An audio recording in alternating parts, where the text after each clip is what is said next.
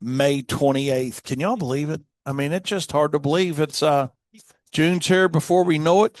Kyle's living the dream down there in Hilton Head, South Carolina, on vacation with his family. Hopefully, they're having a great time. And Katie is getting ready to bail out on us here tomorrow around lunchtime or something. She says she's going to work a little while tomorrow, so she's getting ready to bail out for I don't know 4 or 5 days, and so me and Daniel going to be holding the fort down. Yeah, in here, and we got a great team that helped us hold the fort down, no doubt about it. But yeah, that's what's going along here at WLS today. Other than another day of rain, oh my God! It's I mean we're out and about. We're about halfway launched at this point, but it's crazy, man. It's crazy the rain, and I know we're going to be complaining about not having any rain and it being dry and it being a drought and all that little malarkey. But you know what, man, it is time to give it a break. I heard another guy talking about it this morning. Um, excuse me, when I was getting up or this morning, and he's like, "We've had almost 27 inches of rain in Louisville this year. It's like 7 inches almost above normal is where we're at." And I mean, I think, that's enough. I mean, okay, that's enough. Joke's over, you know, but it's incredible, man. I mean, it's just incredible the amount of rain we've had. And I'm not going to complain too hard about it because it could always be worse. It could be more. I mean, at this point, it looks like Green River Lake is not going to be a lake very much this summer. It's a reservoir. It is really doing its reservoir job. But I'll tell you what I was thinking. They were talking about it being hot and dry, maybe drying out a little bit in the next 10 years or something. But I mean, I don't know when it'll be. But all joking aside, um, somebody said, well, you're complaining about it raining. You're going to be really wanting some rain probably in July or something. So, but you know what the reality of it is? At this point, here we are, might as well call it the 1st of June. I mean, that's the reality side of it, you know. So let's just call it the 1st of June. It'll be July before it could even dry out. And then we need it dry in August to get people primed to thinking and ready to get their lawns aerated and overseeded and renovations. So it's going to take a pretty good streamline of events to stop raining, get us dried out, let this grass get stressed out in time to start. Because I know our advertising launches when, Katie? August or before August? God, yeah, July, latter part of July on renovations and whatnot for ones that, aren't already sold. So, yeah, we need it to stop raining a little bit. It's been great on installations. I will say that. We've been very fortunate with installation work, getting plenty of water and not having to worry about that. But tell you what, we're about 7 inches above normal so far for the year. And who knows where to end up, averaged out or whatnot. But whew, I tell you, man, how you all doing? I mean, let's see. I've got several texts. Let me grab some of those and see what you guys have got to say. Another day of rain for Mike too. Clearing out here now, but man, what a year! That's exactly the way I feel about it. Uh, Mike said it's crazy. Here's an interesting fact, Daniel. Mike said it's crazy how many weekend warriors the weather's put out of business down there in his area. Hmm. So I can believe that. Yeah, it's pretty interesting. So Smoking Joe, glad you're listening, buddy, down there in Central Kentucky with us. Hope your hand's feeling a little bit better, buddy. I know you just had surgery on that, and I gave you a shout out here on Turfs Up, trying to help you out with that. So, yeah, absolutely, absolutely. Good morning, Mike. So, yeah, I hope that hand's doing good. And Smoking Joe says that means July and August will be dry. We'll beg for rain. Negative Ghost Rider. We're not going to be begging for any rain. I'll tell you that. Not on our end. I know some guys will. Some guys will, but I mean, everything we do's contracted, Daniel. So it's time for us to save a little labor. I Yeah. mean, yeah, that's the nice thing about that side of us. When it does finally slow down and we speed up, um, it's our turn to make a little bit. But you take the good with the bad, but like I said, Joe, hey, it ain't wrong or right. But for us, we need the dry weather to number one, balance every labor side out, and then number two is to sell renovations. So yeah, I don't know. I might be sitting here bitching in October saying it's dry. I don't know, but I would like it to get dry for July for sure, and August, just to get people thinking about it. Just getting people thinking about it. So let's see. Joe sent me a picture of his hand all wrapped up. Morning, Doug. Doug said it's raining in Pennsylvania again, too. Imagine that. Who's surprised? Raise your hand if you're surprised that it's raining somewhere. Oh, my gosh. And, good morning, Seth. Appreciate you listening, my friend. So, yeah, I mean, we're going out. I mean, we're launched here at WLS. I mean, we didn't have a lot of rain today, but it's enough rain to slow you up on the launching pad. We are not treating lawns today, but and could, I guess, if we wanted to get started on that about 11 or 12. But I don't know. Just seems a little bit late to be rolling in with that when we're not behind. So Katie's working on some advertising for us over there, trying to get that. So we'll see. We'll see what's going to happen here. Doug says we might get tomorrow and Friday in. Rain Saturday for them. Yeah, we're looking for a good day tomorrow. Tomorrow's our best day, I think. They're talking about rain tomorrow night. I need to talk to Brett or Matt with BAM Weather. I should have hollered at them about maybe getting on with me today, but see what they think. But it looks like Friday is going to be like rain Thursday night for us here in Louisville or this area, and then kind of clean it up a little bit, and then some off and on showers Friday. So I don't know. We'll deal with that. Too far out. Matt, is this about one of the wettest years you've experienced? That's what we're talking. It is, ain't it? It's jacked up, man. It's almost June. We've 7 inches above normal. That's what everybody's saying. We bitch because there ain't no rain.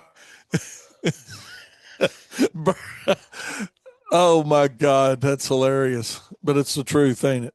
I don't know. Matt's going to Tennessee this weekend to play softball. So, yeah, yeah.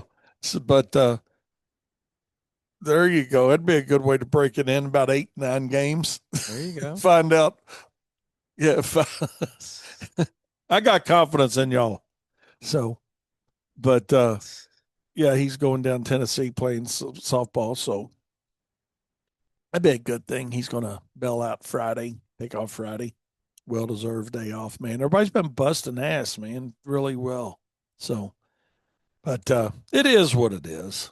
Matt's been doing this a long time too, and kind of used to the heat. He was in the Marine Corps, so he's been to some pretty toasty places. Uh, so, yeah, I don't think you ever get used to the heat. I think you get used to what it feels like to suck. yeah, that Like that is you true. just get used to the suck. That Because it's heat, it's cold, I'm sore, it's whatever. It's the same pain, right? Like it's just can't you decide to keep going, you and just you can because you've been there before. you've done it before, yeah. That is Daniel a really good way of truthfully looking at that. It is what it is. You know, you just get used to it. But It's I've like always, practice, you put yourself in a yeah, harder position in practice, and that's what you're really doing is yeah, knowing you can push harder in the game. yeah. Let's see. Mike says, have had a lot of calls. Dang, Katie. Mike said he's had a lot of calls. Whoop, whoop. There you go. Saying their guy just can't get here when it's dry because he works during the day and it's rained on his days off. Mm. That sounds like an excuse, doesn't it? I mean, that's But kind of is what it is, and it is what it is, too. that's a pretty Something valid that's excuse, a valid honestly. excuse. Yeah. You either quit your job and Yeah. go whatever. Yeah. That's good. I'm glad to hear it. I mean, I'm not glad to hear somebody's not doing well, but I mean, it's easy to be a weekend warrior. Let's see. Dan in St. Louis. Good morning. Appreciate you listening, Dan. Said they've had a crazy season too.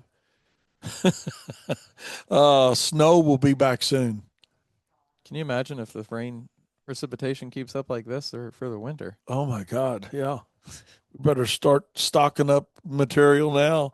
Getting that magic -0 ready. We actually are ready. I don't know, we got enough to a few snows here. Yeah. 150 tons or so back there, I think, 100 minimum. I don't know, caught me off guard, but we got to start. we we got an out or two back there just in case it does snow. Oh my God, Dan, I look forward to the snow. We ain't gonna get into snow today, but absolutely, buddy, I'd love it. I'd love it. But Mike said it's good for the industry, so that's true too. I tell you what, I appreciate y'all's positive attitude, and it really is a mindset that we get ourselves into. Stephen West, let's see what he's got here. If it does turn hot and dry, the roots will shrivel. Plenty of hope for renovations. There you go. That's from our local degreed professional, and plus that means we get to buy lots of grass seed. So Seth says Mike says a lot of things. LOL. So true that. But no, hey, I appreciate each and every one of you guys listening. We're going to take a short break and we're going to get back into a really, really, really what I think is going to be a great, great show. So, anyways, we'll be right back with more Profit Time here on Turfs Up Radio. Your industry, your station. Don't you go anywhere. Craig, glad you're listening with us. Stephen brought up a really good point with Sigma Organics. He said, nutsedge is going to be popping if it's not where you're at, and crabgrass breakthroughs. Just find the opportunities, he said. So we're actually going to talk a little bit about that today. We're going to talk a little bit about selling and finding opportunities. We've talked about the phone not ringing a whole lot, but for some of us, and I'll throw my hand up first. Our call flow seems to be a little better last, I don't know, few days. We had some decent leads yesterday, Daniel, that rode through here. And Katie said we had a nice lead roll through here today. What the So good Monday, Memorial Day, people getting out. Just I wonder how much that has to do with it. could Getting be out in their yard and realizing, oh, I need to do this, I need to looking do that. that could be it. Maybe they went and bought them a few flowers, going to put a few flowers in, and then realize that, man, I need this, or I need my hedges trimmed, or yeah, maybe that did have a little bit to do with it. But yeah, want to give a big shout out to Aaron Walls, who had a great show this morning, as always, and Daniel with his show. Um, King Darren called in on Aaron's show this morning, and he's all moved in and pretty cozy, still getting some things taken care of up there in Jersey, but said he's looking forward to starting his show back Monday, June 2nd. So everybody be ready for that. And I know I'm excited to hear Darren back on again. He's got things squared away and finally moved from the land of 120 degrees. And Sean, my buddy down there in Florida, he said it's been hot, to say the least, there. So, It seems like it's extreme, extreme, extreme. But one thing, talking about opportunities, and Stephen mentioned it with nutsedge popping, and that may not be as much of an opportunity as it is a pain in the butt for some of us, but it's an opportunity to deal with it if you're not currently responsible for it. Something to think about. We're going to talk a little bit about that side of it today because I was going to talk a little bit about selling today. But before we get into that, I just want it for you guys that are in, the what bluegrass market and fescue market and perennial ryegrass. Uh, this cloudy, cool, wet weather, excuse me, that we're having is one fine recipe for red thread. I don't know if you guys have been battling any of that or not, but we've certainly had our fair share of it. But we'll see. Haven't traded a whole lot of it. I mean, because we're just hoping for some environmental change, you know. But I mean, that's one big reason why fertility needs to be on target. And you look at the BMPs behind it, best management practices, on what you're doing as a lawn care operator to keep it managed well. And doesn't mean you're not going to have the problem, but there's certain things we can do or try to do from a management standpoint about proper fertility and watering regimens on irrigation systems when we're having a year like this with all this excess water, man. I mean, it's yeah, they can be opportunities, but also we can fix some of that, you know, ourselves. But wanted to talk a little bit about how you're recovering from Memorial Day, and what I mean recovering from it at work. Have you caught back up, or has the rain got you behind and you've just not caught up? And Memorial Day was just another day that, and not just another day. I don't mean any disrespect to that to our country. I mean, another day within your business of, hey, we're further behind, or no, we decided to go out and hump it out and work that day, whatever it was. So, um, we're not necessarily behind because of work that I don't know how the best way of saying it, Daniel. We're not behind. It's not like we got mowing that we're behind on, but there's certainly it'd be nice if we had a few more of our uh, mulch and trim and landscapes, and that list is that time frame's growing where we had it in pretty good shape, but we've had just untimely rain. Some of it's been untimely from a production standpoint. I'm curious about you guys, how that's been too. Has it been untimely rain or just everything's wet all the time? There is a difference, and something to think about. But we're trying to get caught up with it. Another thing, it's almost the payday after Memorial Day, so you guys thought about who's getting paid for the holiday and who's not, or do you have a policy in place to decide who gets paid and who doesn't? Okay, that's something to think about. If not, certainly consider that. I'm not going to hit that point too hard today because we got a lot of topics to talk about. But I remember, Daniel, that was always a push point and hard for me to say, okay, well, Daniel's going to get paid, but Katie's not, and Larry's not, and Susie is, and then you become the bad guy. But just put something in place, put a policy in place on what defines paid time off and how you qualify for paid time off as a non-salaried employee. You know, what does that look like? And then you're not the bad guy anymore. So then they're not pissed off when they don't get their holiday pay because they didn't, follow the policies and procedures of getting paid time off, for holidays. So something we certainly can talk about, and maybe we'll do a quick video, Daniel, for the Profit Circle on that. It'd be a neat little thing to talk about. And I know most of you guys, do it, and but do you have something in a policy in place for it? That's the real question.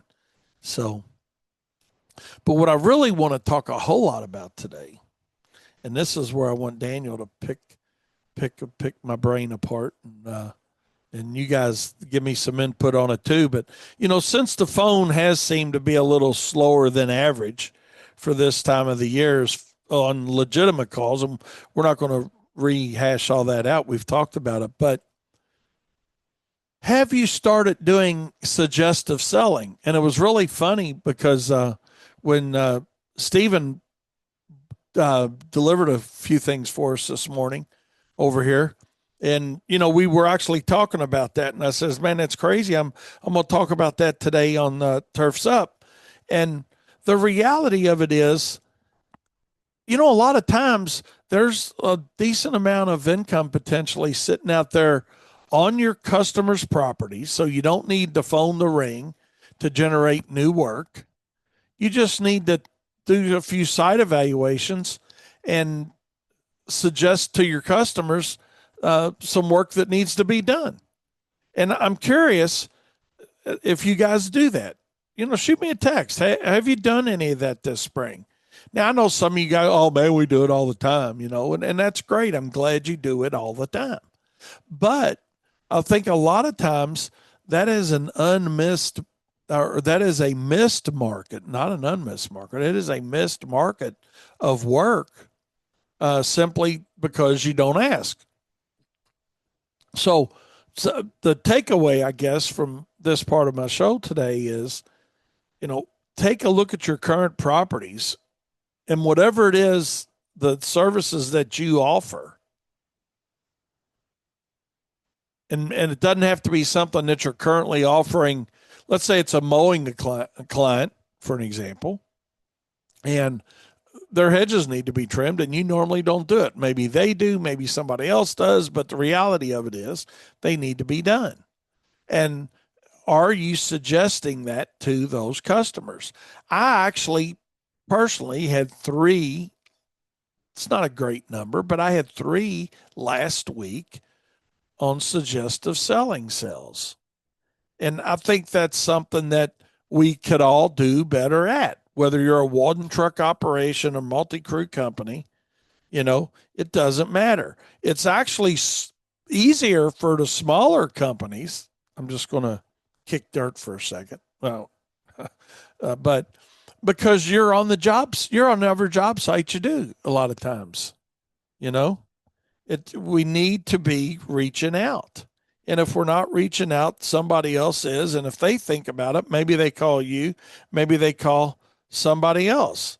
There is value to, Mike says, yeah, I think the key there is doing timely and routine site evaluations. If it's done randomly, it can give the client the impression they're only suggesting this to be done because they're slowing down and need the money. I agree with that. What do you think, Daniel? Yeah, I think To a certain extent. I think people get suspicious when it's like, oh, I just happened to stop by today, and now you need $300, $500, $1,500, $3,000 worth of work, right? Like, it's just doesn't make people feel like it's genuine when it's like that. Right. So, Even if it is something they genuinely could benefit from, it's like, benefit from. oh, you just came over here to get some money out of my pocket. And I think Mike makes a good point that consistency is key. And I think that's something that Katie's real good at. Katie's really great at keeping our name in front of our customers, not with suggestive selling all the time, but just keeping our name in front of them. So, if it's something we're promoting based on the seasonality of it, whether it's a fungicide, insecticide application,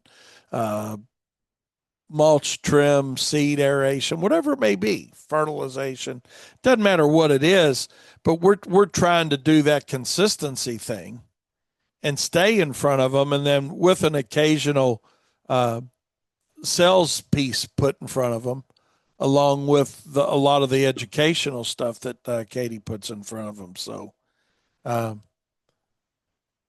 let's see. Seth makes a really good point here, Seth. And actually, I was going to talk about this exact point is, are you explaining the needs over the wants? Because that's also key. You may want to do a total landscape renovation, but you need to keep your hedges trimmed and looking right, or that is something you need to do as a homeowner and or a business. Wants and needs can differentiate, you know. Obviously, you can say, well, wait, nobody, needs to have their hedges trimmed. Well, yeah, I think that, it's levels of well, obviously you no, don't, well, I mean, levels of needs as well, right? Like you don't necessarily need it, but you need water, but you don't plant your somebody that's planting shrubs or whatever to get in their landscape and spend a few $1,000s or whatever probably does see it more as a need yes, to agree, make it look the way that they want it to look. 100%. And when we talk about selling things to people, needs, wants, whatever, I'll tell you what. Let's do this. Hang on to that thought. We're going to talk a little bit about selling when we come back. We're going to take a short break. Fred brings up a really good point here. Nobody wants to be sold, you know, and that's it. It goes back to two feelings that you have as a buyer, that I can't believe they sold it or that you bought it. And what creates a better feeling of peace of mind for you, the buyer? And it's that you bought it, not that it was sold. And I Yeah. think that's our target. I think I want to be helped is the most Help. Yeah. like most basic feeling if because spending money isn't like forget if it's a want or a need. No one wants to spend their money, whether it's a yacht, a new TV, a something that a new pair of golf clubs. They would rather not think about the fact that money is going away from them, right? And so I had a great experience. Actually, it wasn't even my own. Um, Buying shoes at a store here in Louisville called Fleet Feet. We went in the other day and went in. They do a really good job of, coming up to you saying, do you need help? Blah, blah, blah. You're not walking around for a while and thinking, where's somebody at for one? And then they sit down with you, you do your evaluation, all the technology involved, which is really cool. That's kind of the perceived value. And then they figure out what kind of feet you have, what your needs are, and different shoes are going to be best for your type of feet. So they bring out different shoes. They sit down with you, put your shoe on, tie your shoe. You try different brands, blah, blah, blah. You walk around, do the thing. During this whole process of probably like an hour of doing, different shoes and all this stuff, even this was a young kid, probably college at the latest, Yeah. and nowhere in his process did he say, these shoes cost, about $20 more. These shoes are $150. These shoes are 200. Price was never a part of Brought the up. solution of his sales process of like, hey, let's throw this in there. And of course, he would know what those prices were if someone asked, but it was never like, it was let me help this person, right? Like that was what the general feeling Mhm. was I want to make this person walk out of here with the best, experience of buying shoes and experience of using these shoes. I think you make a very valid point there, Daniel. And it's the help aspect of it. You know, uh, And talking about upselling, I mean, not, it didn't feel like it was. It was a potential try on these inserts and we have these socks, and here's why these socks are, maybe better than some other socks that you might. right. So yeah, there was just a lot of really good kind of salesmanship stuff going on in that experience. And that it is reassuring and make you feel good Mm-hmm. when that happens. Yeah. That you've had, especially when you said it's a younger person that's given you the reassurance of, hey, they care about their job, they know what they're doing, Yeah. and they're good at what they do. And I think Fred makes that very similar point in what he sent us, and it's as simply as an enthusiastic suggestion over pressure gets more signatures, and that's just it. I mean, helping people, and when it comes to selling, the thing about our industry, a lot of our industry, and I don't know if you guys have thought about it like this. I know a lot of you guys have, but maybe you haven't, or maybe it just needs the light switch turned, flicked off and on again. But in a lot of cases, we are selling an intangible service to somebody. In other words, whether you're mowing the lawn, whether you're treating the lawn, you know, landscape lighting, it can be a little better at it. And I'll explain that in a minute. Holiday lighting can be, but we sell, I'm using the word sell, not just because I'm talking to you guys as contractors, okay? We sell our customers intangible things, things they can't touch or feel until it's there. In other words, if you go to look at a car or you go to look at a new iPhone or a new phone or any type of tangible product that you can pick up and hold and feel and touch, you can make a decision based on how that feeling is or how it looks. And but when we're selling somebody a new landscape or when we're selling somebody a better looking lawn, or whether it's through mowing it or treating it, or when we're telling somebody how nice their home is going to look with these new landscape lights installed. I just want it to be known, and especially for you guys that have been in business, maybe longer than 3 or 4 years, where you've got some confidence in your selling ability, but know that you need to have, we used to call it a pitch book because it was actually a book, but you need to have an iPad or laptop, something where you can show customers the finished product, even though it's not their finished product necessarily. It's like when we started lighting, one of the first things, that Kyle put together, and I don't know if it was through the help of Aaron or Greg and Jeff, the guys at Cast Lighting, but was a demo kit for our landscape lights. And we got demo lights for holiday lights, something that we can take as part of our presentation. And you may say, well, man, I don't need that, you know, and I'll get to that in just a second, Mike. That's a good point. We have to give the consumer something that they can look at and touch and feel. Now, it's not on their home, it's not in their landscape, but it is very, very important that they have that part of the process of, oh, yeah, yeah, that'll look really nice. Because my dad taught me this a long, long time ago that a good salesperson is really an artist. A good salesperson is an artist because we've got to paint a picture for the potential buyer on their canvas with our abilities when we're selling an intangible asset or an intangible product or an intangible service.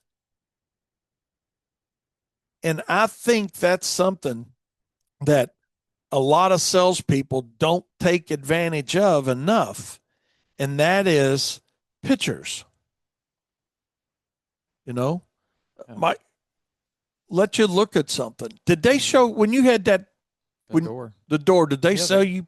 they had, all the different models, and they even have a showroom, of course, that you Mhm. can go physically look at it if you want, but they did have pictures of all the things. The guy brought a laptop and did all the stuff. And actually, the company that we're meeting with on Saturday, they have a technology that allows them to basically do a mock-up or a whatever it's called in the technological field, mock-up, technological mock-up of, if you were to get this area redesigned, here's what it will look like. Can you kind of put in what you like, and here's what the final product would look like. So, even down to like when you're talking about landscape drawings, which we talked about, I think about maybe a month ago or Yeah, so on another show, and we did a thing within the profit circle, which was funny. Everybody sends in their landscape drawings. yeah. but that goes back to that. Like, what is this going to? How can I get somebody excited? You know, for potentially what they want, and if you can, I think get them like excited about it. Get I'm trying to figure out the best like word here. Get them thinking, oh, this is already like you when because when you see it, it's like, oh, it's already there. It's in my mind. Now I'm just constantly thinking about it, right? Because then it gives it a little bit more of that tangibleness, if that's a word. Yeah. You know, I even don't, though you can't touch it, you can see it you in your can see mind it in your and you're mind. thinking about it. And it's like, oh man, it's a no different than like, oh man, I see this car in this car lot. You know, it's like I want it now because I'm here and I see it. So I think if you can give somebody that representation of to the most accurate of your ability, whatever that is for your price range and services you're offering, then that's really going to help push somebody over the edge of I really just got to have this. So I really would suggest that you guys, if you're not utilizing something like that and utilizing it on a regular basis, that it was something that I didn't appreciate it at first when I was learning that, but I'm talking about going back 50 years, 40 years, and that's longer than some of you guys are old. But my dad was firmly convinced that the best way to sell a lot of things is with the orientation of a a presentation guide or a presentation book. Now, we've got much better technology now, so that could be your phone, that could be an iPad. But again, we're trying to paint a picture for somebody and give them an idea of what that lawn or landscape or home's going to look like. And we can't do it with tangible things until they say yes. So it's up to you to paint the picture with words and your props, and your I call them props, like our landscape lights. I know Kyle, he even actually will go out and not just show them and let them feel the quality, see the quality, and touch the quality of those lights, but also he'll hook them up for them. He's I think he uses like a wash light, an uplight, and a path light. He's got three or four of them that he actually will physically hook up for them, put the app on their phone, and let them, you know, see it at night. So I don't know. I just think it's something that a lot of guys are missing out on, not having that as part of their arsenal, and the importance of it. If you want to now, if you that's if you want to sell more jobs, and we all that sounded stupid saying it like that, but the reality of it is, it's kind of like Daniel's point on those tennis shoes, Daniel. Never once did price come up. Mm-hmm. I mean, it did before you decided to buy, I'm sure. But the presentation was made based on the assumption that it was going to be bought. Oh. And I think that's where we could all be a little better at what we do when it comes to being a better salesperson is how do we improve our opportunities to close the sell, and you fill in the blank on what that looks like for you. If that's being more need versus wants or wants versus needs, absolutely they both come into play. They come into play with customer type, demographics, residential versus commercial. It can be a completely different set of circumstances uh, with two different people. Where, to Daniel's point, one could be the want and one could be the need. The little old lady on Social Security needs her grass cut. You know, the family living in a nice home wanting to go to their lake house is wanting someone to take care of the property so they don't have to, but they could. So it goes back to the comments that you guys have made, which are all good, that, needs and wants vary. But what it all boils down to is people want help. And to Daniel's point, if if you really feel like you want to help somebody, then you're probably going to be more successful in selling when you address them wanting to help them versus selling them something. Yeah, because I feel like when you want to, like it coming from it from like, of course we all have our own in business the need to make money, right? So it's like that's not out of the your mind. But when you go in with the perspective of I'm going to help this person get what they want, then you ask the questions and try to figure out what do you want? And then you listen and then you can give them pictures or information based on okay, well, this person's obviously really interested in the security aspect of this landscape lighting. So let's talk about how bright it is and let's talk about this. Let's show them pictures of how bright. Now, if they're talking about, oh, I love all the holidays of the year and Flag Day and this day and that, then you can show them all the different colors and the different designs and the different, you can save it on your phone feature. So then, when you go in asking the helpful questions of what does this person really want, then I think you can sell better. It's not just like helping is the right thing to do. It's actually helping you do your job better. I want to change gears just a little bit here and talk about, in the selling process, we sell the job or the consumer buys it. How do you get paid? How do you get paid for those services? And Daniel put up a really great blog, and I'm just going to touch on it here just a little bit. But Daniel put up a really great blog, what, yesterday? Yeah, Yeah, yesterday. yesterday in the Profit Circle on, what's your preferred method of payment, basically? Is it cash, checks, or credit card? And, I think as the smaller our companies are, uh, the more cash we get. That's the reality of that. As your company grows, you kind of get out of that cash side and you're not lifting up the rug in the back anymore to get your check or cash or whatever they've left you, McDonald's gift cards or whatever it is that you're getting. But, cash is always awesome.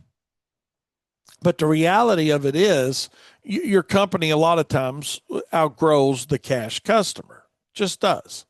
And for you guys to say, well, no, it's just me. I've got 20 accounts or 25 accounts. That's all it's ever going to be, Wayne. Then, hey, and that's the way your customers do it. Then that's awesome. That's a great thing.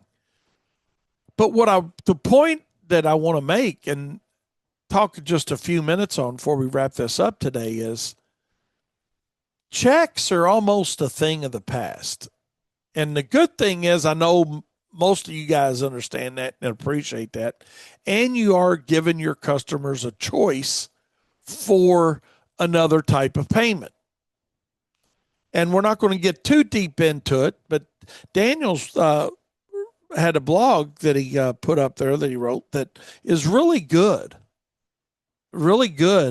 on cash, checks, and credit card, and how a lot of people look down on debit and credit cards because they want to blame the fees associated with that. Now, here's something that I think we all need to know, and I didn't fact check it, but you guys can. I'm sure Daniel did. But less than 7% of all transactions are done with a check now. When checks were that was just a thing. I remember, man, in high school and getting out of high school and getting my own checking account. That was cool, because you could write a check for something. Shit, they didn't know if you had the money or not. That was I didn't go around passing bad checks, but that's the reality of it, right? We take a check on hope. That's what that boils down to, you know? But don't look at credit and debit card acceptance or ACH acceptance as, oh, it's just the fee. When you look at it, you say, okay, well, why do I want to give up 2.5 to 4% based on what you're taking or not taking, right? Whether it's an Amex or a Visa, whatever. okay, or debit card. Now, the problem we're running into is there's some federal laws that for some of the software that some people are running, you've got to now be able to differentiate between a debit card and a credit card within your software. And that maybe that's something we get an expert on here, Daniel, to talk about.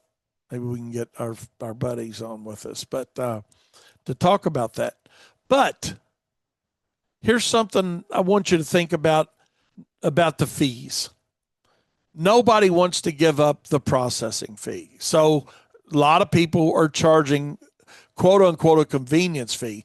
But if I'm not mistaken, then that verbiage having to be changed. Katie, did do you remember seeing that, or Daniel? I don't remember that. Okay, I think I was reading something recently on where they're talking about, Actually, now that you say that, maybe something does kind of spark up in my mind a little bit. I'm yeah, not sure. something where a lot of people are calling it a convenience fee or something, and maybe it's just a verbiage thing that you can't use. But my point's this, and we've done it both ways. We've done it by charging a fee for using a credit card. And then when the law changed, our software provider was not capable of segregating the two.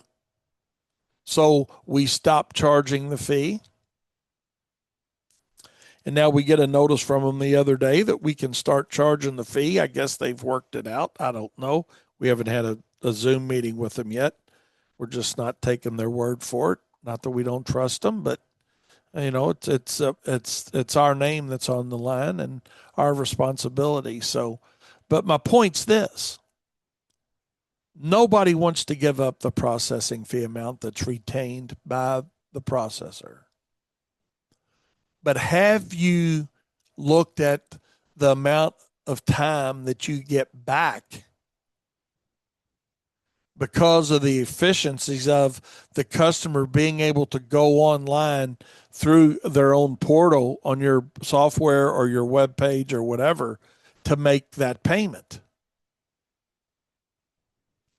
And there's a number, Daniel's got a number in there within that blog that he did his research on and looked up, but it was like you get back the time saved is exceeds the percent. It was like 10 or 15, 10. What was it? 10, I think it was 10 to 15%. 10 to 15% of time saved on receiving Yeah. funds, and the inaccuracy of maybe a deposit, the efficiency of not having to get involved with it. The consumer just goes on. It's really a no brainer when you think about it. Yeah. The amount of time we've saved is incredible. So, Yeah, when we switched, because you used to have to pull them all. yeah. And that was even And that was even running doing cards. cards, so there's, levels and layers to how you do it, but just the the ability for someone to do it themselves, because everyone's used to paying their own bills, right? Like, I think it's just standard, you know. Yeah. And when And whether that's an automatic payment that they set up or they go in and pay it, that's just the way that people pay everything. So I don't think it's unexpected that they do that for your business, right? So I don't think there's a problem there. And like I said, it just the amount of time it saves you is just crazy when you really break it down. and let that be known. Let that be known, you know, to your potential customers and your existing customers, because, when it comes going back to the selling side of it for just a minute, the two basic sales concepts that have to be met for a client. And I want you guys to think about this. And I know some of you guys think about it regularly and you already know it. But if not, there's two questions in selling that have to be answered for the buyer. And that simply is, what's in it for them and how can they pay for it? And the question is, what are you doing to make it easy for your customers to pay? Are you giving them an easy pay option? Whether that's a prepay, whether that's a go online. The reality of it is people want things easy. You do, I do, we all do. And it, Mike, I could shoot you in the eye for this. I'll give you credit for it, buddy, but that was my clothes. That was my clothes, man. You do it to me a lot. If you want to see a great movie, and you guys have heard me say it before, on selling and the basic concepts of selling and how to implement that within your business, you have got to watch Tommy Boy. It is the absolute best selling movie I've ever seen. And it was really cool one time. I'll share this with you. And I know we got some distributors listening to us. And I know Chris Saxton with Pace Distributing, who's a very large distributor across the country. I went into one of their meetings one time with them, one of their dealer meetings. And Chris put on the movie Tommy Boy. And he said, we're going to get a little sales training today. And if Chris Saxton's willing to put something like that in front of all of his people, you certainly, trust me, man, you got to know this guy. First of all, he's a Navy SEAL, so he's very disciplined in what he does and everything he does and how he does it. And I'm sure he wouldn't do it without benefit. So check that movie out. If you want a good movie in selling, check it out. A Tommy Boy. There's probably all kinds of streaming places to find it, right, Daniel? I'm sure it's easy to find, but regardless, find it. You'll love it. You'll watch it more than once just because it's a great movie. But getting back to the selling side, and we're going to wrap this up. The most important thing in selling is you got to sell yourself first. Like I said, Pluto has it for free. There you go. The absolute fundamental aim is to sell yourself first. Regardless of what you think the most important thing in selling is, the absolute most important thing is you got to sell yourself first. And there's only two questions that you have to answer for the customer. What's in it for them and how can they pay for it? What's in it for them is done by you listening to them to tell you what they want, and you help them by satisfying their needs or wants. And then we make it easy to pay. And then what are you doing to make it easy for your customers to pay? Are you crying about the processing fee of accepting debit and credit cards? Although it'd be so much more time savings for you that you can spend your time and effort doing what you need to do, and that is sell more jobs and get more work done. Because then it falls back to the absolute fundamental aim of any company, and that is to make a profit. And profit is not a dirty word. See you Friday.